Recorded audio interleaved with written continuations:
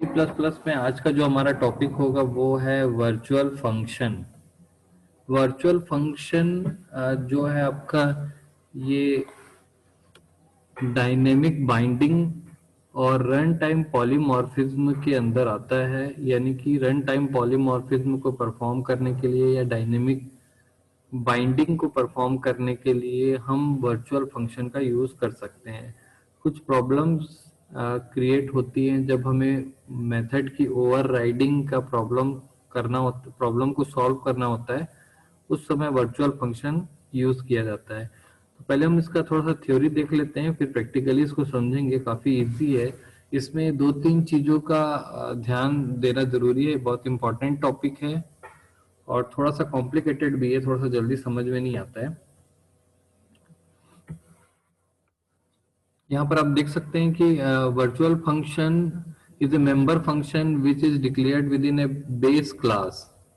Virtual function एक ऐसा function member function है जो बेस क्लास में होता है। हमेशा याद रखिए वर्चुअल फंक्शन बेस क्लास में होगा और इसे रीडिफाइन या ओवरराइड किया जाता है डिराइव्ड क्लास के द्वारा। यानी कि बेस और डिराइव लिखा है, यानी कि वर्चुअल फंक्शन वहीं पे यूज होगा जहां पर इनहेरिटेंस हो रहा है और हमेशा ये बेस क्लास में होगा। अगला पॉइंट देखते हैं। पहला पॉइंट आपका ये था, when you refer to a derived class object using a pointer or a reference to the base class। ये सेकेंड इंपॉर्टेंट पॉइंट है। पहला इंपॉर्टेंट पॉइंट ये था कि जो वर्चुअल फंक्शन है वो हमेशा बेस क्लास में होगा और इनहेरिटेंस हो रहा होगा।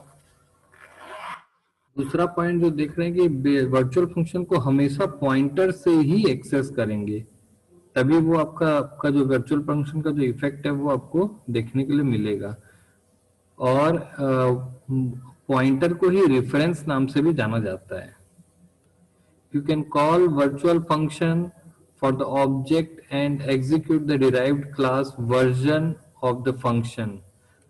आप डिराइव्ड क्लास में रह करके बेस क्लास का वर्जन और बेस क्लास में रह करके डिराइव्ड क्लास का वर्जन कॉल कर सकते हैं एक ही पॉइंटर रेफरेंस से। और इसी को लेट बाइंडिंग या रन टाइम पॉलीमॉर्फिज्म या डायनेमिक बाइंडिंग, जो भी बोलिए, सारी चीजों का एक ही मीनिंग है। ये सब परफॉर्म किया जाता है। वर्चुअल फंक्शन के कुछ फीचर्स यहाँ पर लिखे हुए हैं, जैसे आप देख सकते हैं। Virtual function ensure that the correct function is called for an object. कभी कभी होता ही है कि दो क्लास में सेम नाम के फंक्शन बनाए दिए जाते हैं और जब हम उसमें इनहेरिट करते हैं तो फिर कंपाइलर कंफ्यूज होता है कि कौन से फंक्शन को कॉल करना है। तो वर्चुअल फंक्शन जो है वो इंश्योर करता है कि करेक्ट फंक्शन को कॉल किया जाए। They are mainly use to achieve run time polymorphism. Run time polymorphism को अचीव करने के लिए वर्चुअल फंक्शन का यूज किया जाता है। Functions are declared with a virtual keyword in base class। ऐसे फंक्शन हमेशा बेस क्लास में वर्चुअल कीवर्ड के साथ उपलब्ध आपको मिलेंगे। हमेशा बेस क्लास में ही होना है इसे। The resolving of function call is done at run time। Run time पर डिक्लेयर होता है कि कौन सा फंक्शन किस कॉल पर एग्जीक्यूट होगा, यानी कि रन टाइम पॉलीमॉर्फिज्म किया जाता है। ये रन टाइम पॉलीमॉर्फिज्म सेम उस तरीके से है जैसे आप एग्जाम देने आते हैं तो आपको एग्जाम देने के पहले पता नहीं होता है कि किस बेंच पर हमें बैठना है। जब आप कॉलेज आते हैं तब आपको एग्जाम के समय या एग्जाम एग्जीक्यूशन के समय पता चलता है कि हमारा रूम नंबर, हमारा क्लास नंबर क्या है। तो इस तरीके से ये आपका रन टाइम सीट अलॉटमेंट होता है। आपको एक दिन पहले पता नहीं चल पाता कि हमारी सीट कौन से रूम में, कौन से क्लास में है। इसी टाइप का जो रन टाइम पॉलीमॉर्फिज्म है सेम इसी तरीके से होता है। कंपाइल करते समय हमें पता नहीं रहता है कि ये पॉइंटर किस फंक्शन को कॉल करेगा। जब रन होते रहता है तब उस पॉइंटर को पता चलता है कि किस फंक्शन को कॉल करना है। और ये रन टाइम पॉलीमॉर्फिज्म बहुत सारी जगहों पर यूज होता है। जैसे आप एटीएम मशीन में जाएंगे, वहां पर एटीएम कार्ड इंसर्ट करने के बाद एटीएम मशीन को नहीं पता होता है कि आप उसमें से कौन सा ऑप्शन सेलेक्ट करेंगे। आप कैश विड्रॉल का सेलेक्ट करेंगे, बैलेंस इंक्वायरी करेंगे, ग्रीन पिन जनरेट करेंगे, क्या ऑप्शन सेलेक्ट करते हैं ये एटीएम इंसर्ट करने के बाद रन टाइम पर पता चलता है। आप एटीएम लेकर आए हैं और उसके पहले एटीएम मशीन को नहीं पता होता है कि आप एटीएम डालने के बाद कैश विड्रॉल ही करने वाले हैं।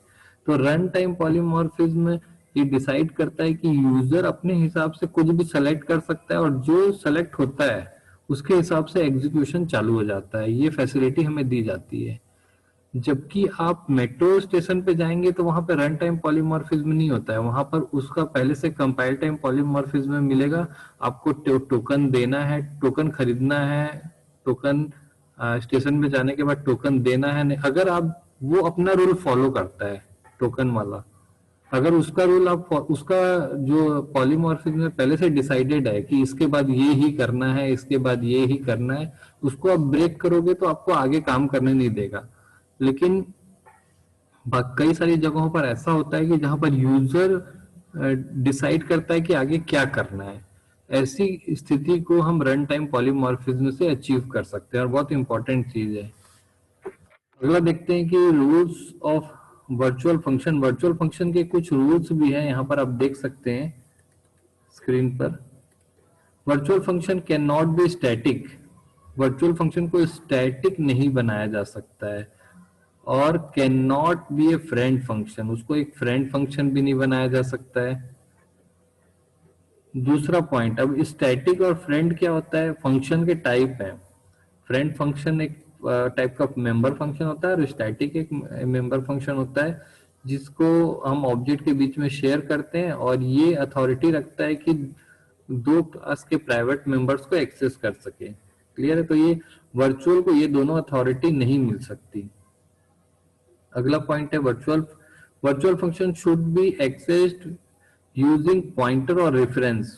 वर्चुअल फंक्शन हमेशा पॉइंटर और रेफरेंस से ही एक्सेस किया जाएगा, आप डायरेक्ट ऑब्जेक्ट से उसको एक्सेस नहीं कर सकते। The prototype of virtual function should be same in the base class as well as derived class. Virtual function जो है उसका repeat होना, इसको मैं indirectly बोल देता हूँ, virtual function का repeat होना compulsory है। Virtual function should be same name, should be same in base as well as derived. Base और डिराइव दोनों में वो फंक्शन होना चाहिए, बेस में वर्चुअल होना चाहिए और डिराइव में नॉन वर्चुअल होना चाहिए। They are always defined in base and overridden in derived class. इस जो पॉइंट है, ये दो पॉइंट है, ये जल्दी समझ में नहीं आएगा मुझे पता है। जब आप इसको कंप्यूटर में करके देखेंगे या प्रोग्रामिंग में हम करके देखेंगे, उसके बाद लास्ट में इसे फिर से डिस्कस करेंगे। क्लियर है? तो अभी इसको यहाँ पर ड्रॉप करते हैं और हम अपना जंप करते हैं C++ की स्क्रीन पर और एक वर्चुअल फंक्शन का एग्जाम्पल देखते हैं। और वर्चुअल फंक्शन का एग्जाम्पल देखने के बाद हम फिर से इसमें जंप कर लेंगे। क्लियर है? तो चलिए आते हैं अपने C++ के स्क्रीन पर। तो अभी हम देख रहे हैं कि हमारे स्क्रीन पर टर्बो C++ का विंडो ओपन है और हम यहाँ पर वर्चुअल फंक्शन का एक एग्जाम्पल बनाने के लिए कोड कर लेते हैं। और हमें ये जो कॉमन कोड करना होता है iostream.h और conio.h, ये तो हमें करना ही है। मैं क्लास बनाता हूँ, क्लास ए, सिंपल सी क्लास बनाते हैं हम लोग। और यहाँ पर हम पब्लिक एरिया में एक फंक्शन बनाते हैं void show। अब ध्यान दीजिए अभी मैं वर्चुअल पे काम नहीं कर रहा हूँ। और void display, ये अभी मैंने कोई वर्चुअल फंक्शन नहीं बनाया है। शो के अंदर मैं लिखूंगा cout handle बेस। मैं यहाँ पर जानबूझ के ऐसा लिख रहा हूँ ताकि क्लियर हो कि ये बेस क्लास का बेस और डैश शो लिख देता हूँ। ये इससे ये पता चलेगा कि बेस का शो है ये। और इसमें जस्ट सेकंड वाले में लिखता हूँ मैं cout handle बेस और इसमें लिख देता हूँ डिस्प्ले, यानी कि ये बेस का डिस्प्ले है। अब आप यहाँ पर देखेंगे कि मैंने एक क्लास बनाई है ए, उसके अंदर दो फंक्शन बनाया, अभी कोई वर्चुअल का मैंने यूज नहीं किया है। और यहाँ पर एक क्लास बनाते हैं और इसको इनहेरिट कर लेते हैं। इनहेरिटेंस होना जरूरी है वर्चुअल में, इसलिए इनहेरिट कर लिया। और अब आप देखिए यहाँ पर मैं सेम फंक्शन को बना रहा हूँ void या मैं इसे कॉपी कर लेता हूँ, कोई प्रॉब्लम नहीं है। प्रॉब्लम तब क्रिएट होती है जब आपको मैंने बताया भी था कि जब यहाँ पर ये फंक्शन या किसी चीज का नाम रिपीट हो जाता है। तो यहाँ पर अगर मैं नाम रिपीट करता हूँ, अभी फिलहाल मैं दोनों का नाम रिपीट कर देता हूँ। दो जानबूझ के हमने बनाया है, क्योंकि एक को हम वर्चुअल बनाएंगे और एक को नॉन वर्चुअल रहने देंगे, तो हमको पता चलेगा कि वर्चुअल और नॉन वर्चुअल में क्या फर्क है। आप देखेंगे कि यहाँ पर शो है और डिस्प्ले है, इसमें लिखा है बेस शो और इसमें लिखा है बेस डिस्प्ले। और अब नीचे जो डिराइव्ड है इसके अंदर भी सेम फंक्शन बनाए, यहाँ पर डिराइव्ड डिस्प्ले और यहाँ पर डिराइव्ड शो लिख देते हैं। ठीक है, तो ये फंक्शन का नाम तो सेम हो गया यहाँ पर और यहाँ पर और यहाँ पर और यहाँ पर, बट इनका जो आउटपुट है वो आपको देखने को मिल रहा होगा कि बेस डिस्प्ले और बेस शो, डिराइव्ड शो और डिराइव्ड डिस्प्ले। आउटपुट आपको बताएगा कि कौन सा कॉल हो रहा है, ये वाला शो कॉल हो रहा है कि ये वाला शो कॉल हो रहा है। अब यहाँ पर आप देख पा रहे होंगे कि एक बहुत बड़ी समस्या है कि क्लास ए जो है वो बी में इनहेरिट हुई है, तो इसके जितने भी पब्लिक मेंबर्स हैं यानी कि ये दो शो और डिस्प्ले वो यहाँ पर इनहेरिट हो जाएंगे। लेकिन यहाँ पे प्रॉब्लम क्या होगी, यहाँ पर पहले से शो और डिस्प्ले है, तो अगर ये शो यहाँ आ जाता है तो दो बार शो हो जाएगा और रिपीटेशन होगी जिसकी वजह से एरर आएगा। तो कंपाइलर क्या करता है, जब भी ऐसी स्थिति होती है कि बेस क्लास में जो फंक्शन है और डिराइव्ड क्लास में जो फंक्शन है दोनों का नाम सेम हो जाता है, तो इसको ओवरराइड कर देता है। यानी कि ये चीज यहाँ पर आती जरूर है लेकिन हमेशा आउटपुट इसका आएगा, यानी इसको आप कभी एक्सेस नहीं कर पाएंगे। यानी ये एक अभी आपके स्क्रीन पर जो दिख रहा है ये एक ऐसी स्थिति है जिसमें इनहेरिटेंस का कोई मतलब नहीं है, क्योंकि इनहेरिटेंस करने से ये दो चीजें आ रही थी नीचे, यहाँ पर आ रही थी, लेकिन फिलहाल यहाँ पर सेम दो चीजें पहले से उपलब्ध है, नाम तो सेम है बट काम अलग अलग है। तो यहाँ पर ये दो चीजें नहीं आ पा रही है, तो इस स्थिति में डिराइव्ड क्लास जो बी है वो सेम वैसे ही रहेगा जैसा कि इसमें इनहेरिटेंस हुआ ही नहीं है। तो इस स्थिति में क्लास बी जो है ए के मेंबर्स को ले ही नहीं पा रही है, क्योंकि ये दोनों मेंबर्स ओवरराइड हो जा रहे हैं, ये फंक्शन ओवरराइड हो जा रहे हैं। तो अगर आप यहाँ पर, हमने क्लास ए को इनहेरिट इसलिए किया था क्योंकि जब मैं void मेन में बी का फंक्शन बनाता हूँ, बी का ऑब्जेक्ट बनाता हूँ, मैं CLR लिख देता हूँ और गेट CH लिख देता हूँ, तो आप देखेंगे कि मैं बी का एक ऑब्जेक्ट बनाता हूँ B1 और B1 डॉट शो।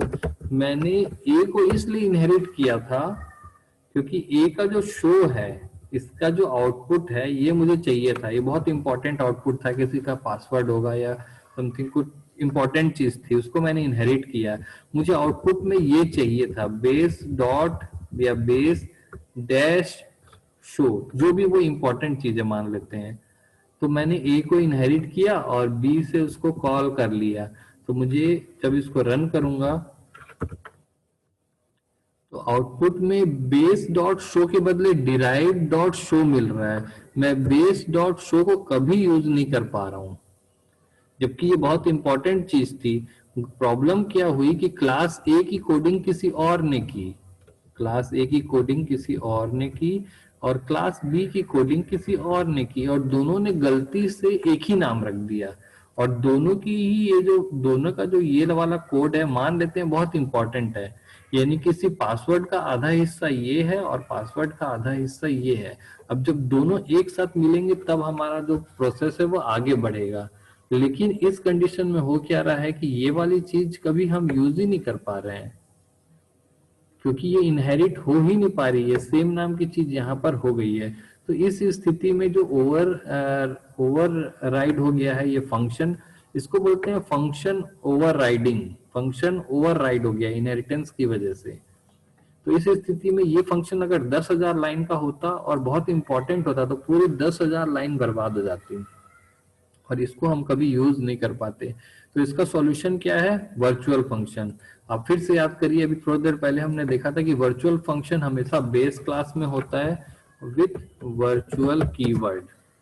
इस फंक्शन के आगे मैं वर्चुअल लगा दूंगा तो ये फंक्शन जो है शो नाम का जो फंक्शन है वो वर्चुअल हो जाएगा, और इसको जब भी यहाँ पर ओवरराइड किया जाएगा यानी सेम नाम का फंक्शन यहाँ पे बनाया जाएगा, तो इसका जो ये डेटा है ये वाला चीज जो है वो लॉस नहीं होगा, हम इसको एक्सेस कर पाएंगे। और हम हमारा जो आउटपुट है जो पहले आ रहा था इसके लिए हमने कॉल किया तो आ रहा था डिराइव डॉट शो, वो अब ना आ करके ये आएगा, यानी कि हम इसको भी एक्सेस कर पाएंगे। कैसे करेंगे वो देखते हैं। पहला पॉइंट, वर्चुअल फंक्शन हमेशा बेस क्लास में होगा और वर्चुअल कीवर्ड के साथ होगा। दूसरा पॉइंट, वर्चुअल फंक्शन का जो नाम होगा सेम नाम का फंक्शन इनहेरिट करके बनाना जरूरी है, तभी वर्चुअल फंक्शन का यूज है, नहीं तो नॉर्मली तो बिना वर्चुअल फंक्शन के वो चल ही रहा था। क्लियर है? इसको बोलते हैं ओवरराइडिंग, यानी वर्चुअल फंक्शन को ओवरराइडिंग करना जरूरी है। तीसरा पॉइंट, वर्चुअल फंक्शन को हमेशा पॉइंटर से एक्सेस करना है, तो पॉइंटर से कैसे एक्सेस करना है ध्यान दीजिए। तीसरा पॉइंट फिर से बोल रहा हूं, वर्चुअल फंक्शन हमेशा बेस क्लास के पॉइंटर से एक्सेस किया जाएगा। फिर से मेरा बात सुनिए, वर्चुअल फंक्शन हमेशा बेस क्लास के पॉइंटर से एक्सेस किया जाएगा, बेस क्लास को ध्यान में रखना है। तो आइए देखते हैं कि वर्चुअल फंक्शन यहाँ पे कैसे हम इसको यूज कर सकते हैं। तो ये बी का जो ऑब्जेक्ट बनाया है ना उसको ऐसे का ऐसा ही रहने देते हैं। सबसे पहले ए का एक पॉइंटर बनाते हैं, हमेशा याद रखिए बेस क्लास का पॉइंटर बनेगा, और पॉइंटर में स्टोर कराते हैं एड्रेस ऑफ B1। पॉइंटर तो बेस का है, पॉइंटर क्या है बेस का है, लेकिन एड्रेस किसका स्टोर किया है देखिए, ऑब्जेक्ट B1 का। क्लियर है? अब मैं अगर यहां पर डिस्प्ले कराता हूं P, पॉइंटर है तो आपको पता है कि ये वाला ऑपरेटर लगेगा, और यहां पर लिखता हूं मैं P डिस्प्ले, मैंने जानबूझ के दोनों लिख दिया है यहां पर। तो आप देखेंगे कि यहाँ पर जो आउटपुट आ रहा है वो हमारे पास, एक बार फिर से कोड देख लीजिए, मैंने कोड इसलिए फिर से दिखा रहा हूँ ताकि आपको थोड़ा सा क्लियर हो जाए। मैंने यहाँ पर एक वर्चुअल फंक्शन बनाया है जिसका नाम है शो, और वो बेस क्लास में है विथ वर्चुअल कीवर्ड। दूसरा है डिस्प्ले जो कि नॉन वर्चुअल फंक्शन है, क्योंकि ये बेस क्लास में तो है बट वर्चुअल कीवर्ड के साथ यहाँ पर यूज नहीं किया गया है। क्लियर है? फिर क्लास ए को इनहेरिट किया गया बी में, और यहाँ पर दोनों को, एक वर्चुअल फंक्शन, ये जो वर्चुअल फंक्शन है इसको, और नॉन वर्चुअल फंक्शन है इसको, दोनों को जानबूझ के मैंने यहाँ ओवरराइड किया है ताकि अंतर पता चले कि वर्चुअल को ओवरराइड करने पर क्या होता है और नॉन वर्चुअल को ओवरराइड करने पर क्या होता है। तो अब डिस्प्ले जो नाम का जो फंक्शन है वो नॉन वर्चुअल है, और शो नाम का जो फंक्शन है वो वर्चुअल है, दोनों को ओवरराइड कर दिया मैंने। अब होगा क्या, तीसरा, जब मैं यहाँ पर void main पर मैंने पहले b का ऑब्जेक्ट बनाया और a का पॉइंटर बनाया, बेस का पॉइंटर और डिराइव्ड का ऑब्जेक्ट बनाया, और बेस के पॉइंटर में डिराइव्ड का ऑब्जेक्ट दे दिया।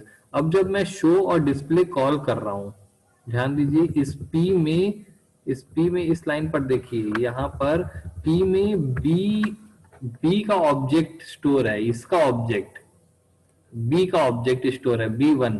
तो जब P से मैं शो को कॉल करूं और डिस्प्ले को कॉल करता हूं तो मुझे डिराइव्ड शो और डिराइव्ड डिस्प्ले ये आना चाहिए, जबकि ये वर्चुअल होने की वजह से डिराइव्ड शो और डिराइव्ड डिस्प्ले नहीं आएगा कायदे से। क्योंकि अगर मैं ऐसा करता हूं, देखिए ध्यान से, मैंने लिखा B1 डॉट शो और मैंने लिखा B1 डॉट डिस्प्ले, और उसके बाद मैं लिख देता हूँ सी आउट ताकि आपको अंतर पता चले कि क्या आ रहा है। तो आप यहाँ पर देख पा रहे होंगे कि जब मैंने ऑब्जेक्ट से शो और डिस्प्ले कॉल किया तो क्या आएगा, और फिर ये लाइन आएगी, उसके बाद पॉइंटर से शो और डिस्प्ले कॉल किया तब क्या आएगा, जबकि पॉइंटर में बी का ही एड्रेस स्टोर है। आप यहाँ देख पा रहे होंगे कि पॉइंटर में बी का ही एड्रेस स्टोर है, और डायरेक्ट मैं ऑब्जेक्ट से कॉल कर रहा हूं और पॉइंटर से कॉल कर रहा हूं, तो दोनों में अंतर क्या होगा आप यहां पर साफ साफ देख सकते हैं। इतनी जो लाइन है वो इंपॉर्टेंट है। मैं रन कर रहा हूं यहां पर,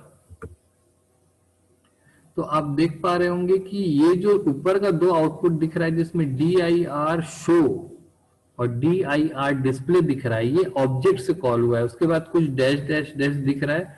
उसके बाद आप देखेंगे कि डी आई आर शो दिख रहा है और बेस का डिस्प्ले दिखाई दे रहा है।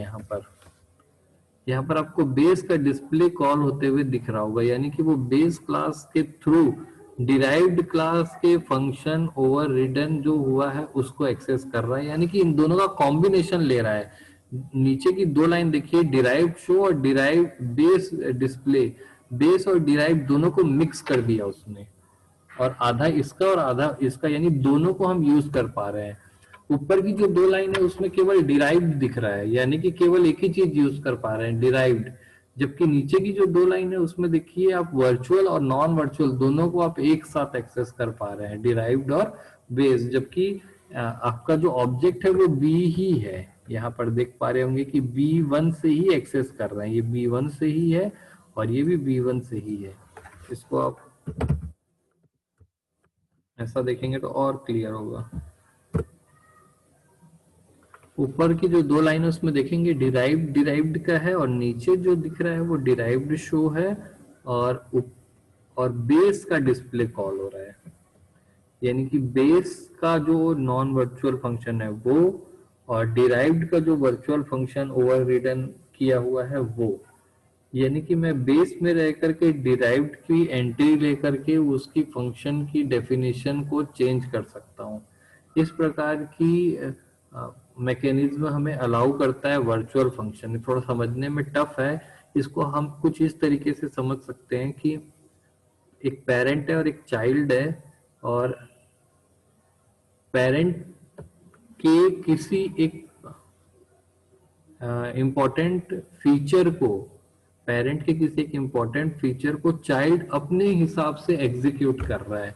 यानी कि अगर मैं एक और थोड़ा सा अच्छा एग्जांपल ले लेता हूँ, शायद आपको समझ में आए। अच्छा बोलेंगे या फिर रियल लाइफ का एग्जांपल होगा ये।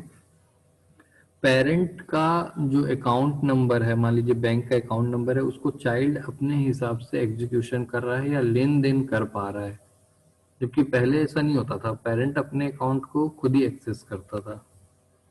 क्लियर है? तो इस टाइप से रन टाइम पॉलीमॉर्फिज्म को अचीव करने के लिए इसका यूज किया जाता है।